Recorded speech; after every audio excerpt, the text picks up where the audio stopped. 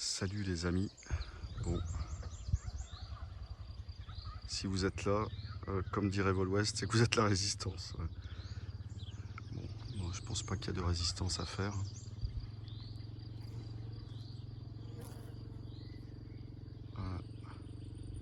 Voilà à quoi ça ressemble la ferme de la Ruchotte en ce moment. Bah oui, la nature nous gratifie en ce moment vraiment de toute sa beauté. On a eu beaucoup de pluie, il y a de la verdure, il y a plein d'arbres fruitiers qui poussent de tous les côtés. Bon voilà, hein. On est toujours dans cette idée d'autonomie alimentaire. Tiens, je vous présentais un de mes bâtiments. Voilà, ça c'est les bâtiments d'élevage. Voilà, vous avez l'adresse là directement dessus pour ceux qui sont intéressés. Alors je vais vous montrer comment c'est. Ce sont des bâtiments complètement isolés, très pratiques, déplaçables. Il y a un kit de roues et on se déplace avec. Alors, regardez. Bon, ils n'ont pas été nettoyés encore là, mais on va le faire. Voilà. Donc les mangeoires ont été relevées, hein. Normalement c'est bien mieux disposé que ça. Et donc les volailles vivent dedans. Ça fait 20 mètres carrés, on peut élever à peu près 200 volailles, avec un parcours extérieur, hein, évidemment. Hein. En aucun cas, je vous dirais d'élever 200 volailles enfermées là-dedans. Hein. Non, non. Elles ont un accès libre, elles rentrent le soir, et le soir, on les ferme. Il y a des petites fenêtres. Hein. Voilà. Vous voyez là sur le côté, là, elles sont fermées, mais elles s'ouvrent. Donc on les ouvre et ça fait de l'aération naturelle. Voilà.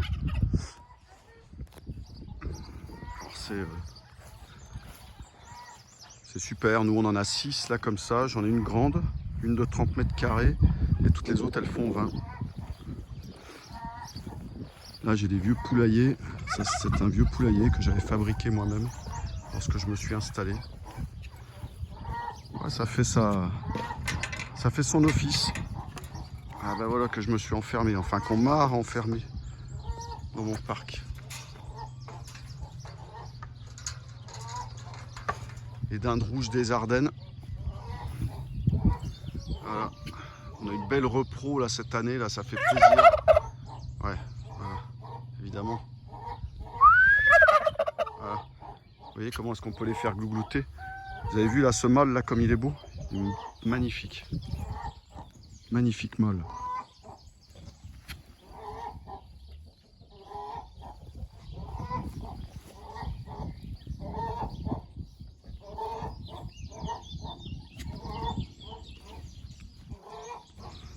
Moi j'adore la rouge des Ardennes, c'est vraiment bon. C'est vraiment beau.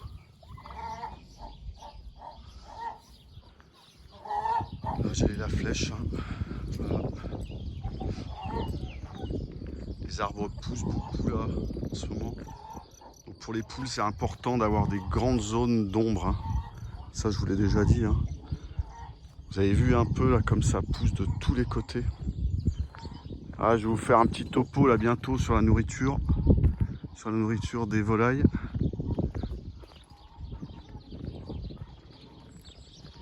Là, tous les arbres poussent. Bon, celui-là, je crois qu'il va falloir que je le coupe. C'est un saule-marceau. Et les saules-marceaux, ils sont malades en ce moment. J'en ai plusieurs et ils sont tous morts. Celui-là, je pense qu'il va falloir que je le sacrifie. Il repart un peu du pied, mais bon, là, ça sert à rien. Autant mettre un autre arbre, un bel arbre. Vous avez vu celui-là? Je l'ai planté, c'était une tige de 1,20 m. Voilà, ça c'est un érable. Et c'est assez rigolo parce que des érables dans le coin, il n'y en a pas du tout.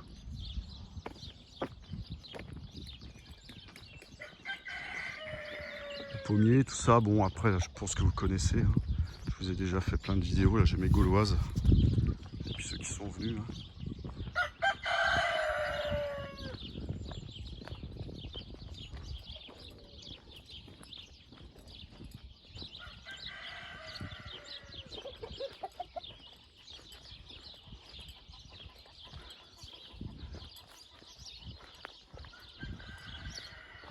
Voilà.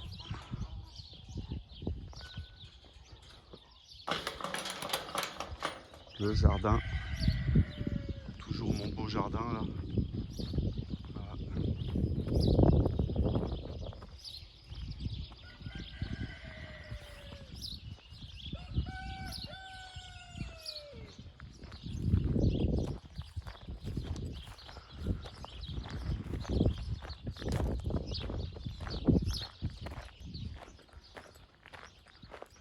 Alors toujours dans cette idée de permaculture et d'autonomie alimentaire, vous savez que je travaille beaucoup avec les animaux. Les animaux et l'association avec le jardin. Tiens, on a plein de fraises là qui poussent en ce moment. Là. Regardez ça. Regardez ça si c'est beau. Là, oui. Oui, oui.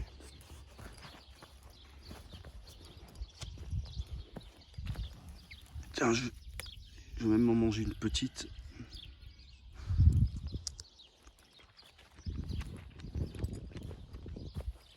Super bonne.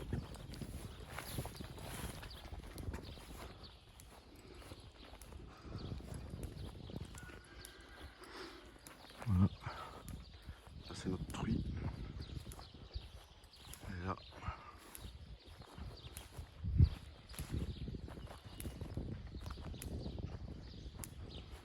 Ah, elle est super bien. Bon, elle m'a mis la clôture électrique là contre le fil, mais c'est pas grave.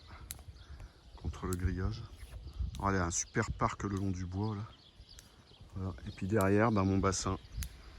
Je vous ai présenté là l'autre jour.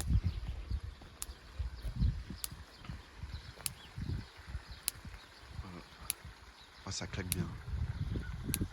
Bassin. Et là, le travail du cochon. Voilà. Allez, bisous les amis.